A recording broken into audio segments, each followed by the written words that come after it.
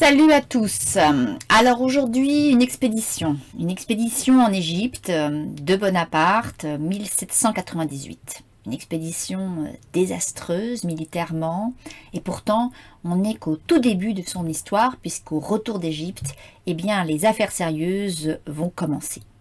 J'avais envie de revenir sur cette expédition. Alors, certes, comme je pouvais le dire à mes enfants quand ils étaient petits, avant de raconter une histoire, je pourrais vous dire, attention, ça fait peur.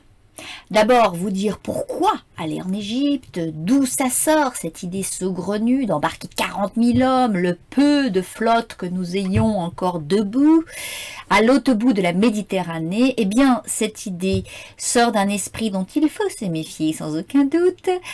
J'ai nommé le sieur Talleyrand. Cette expédition, elle est désastreuse, non pas parce que militairement on a pu combattre assez facilement l'ennemi, mais parce que l'ennemi, il sera partout. C'est une guerre d'occupation.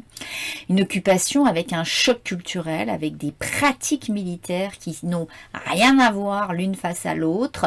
Et ça va générer un déploiement de violence innommable.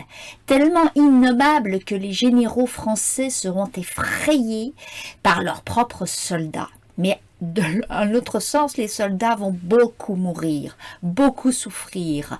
Il y aura des décisions terribles à prendre pour l'état-major. Alors, la peinture nous raconte de belles batailles sous des ciels bleus avec des cocotiers. L'histoire nous raconte bien autre chose.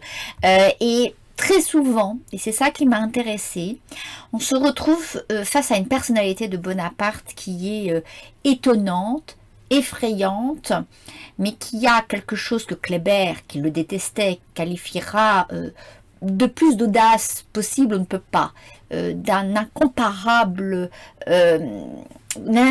confiance en une espèce de destin, de fortune, qui fait que totalement isolé et par rapport à ses troupes, qui le eut quand même, et par rapport à son état-major, qui ne lui fait plus confiance, Bonaparte garde une confiance en lui intacte. On parlait français en Égypte au XIXe siècle, il va y avoir une amitié franco-égyptienne qui va vraiment se déployer.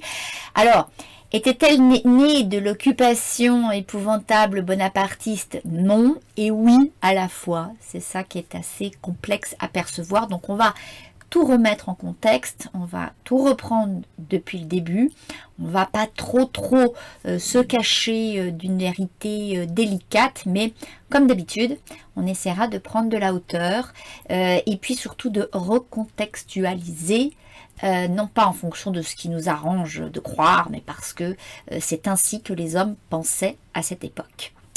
Voilà, et bien à vendredi 28 à 18 h pour vous inscrire comme d'habitude, le lien dans la description de cette vidéo.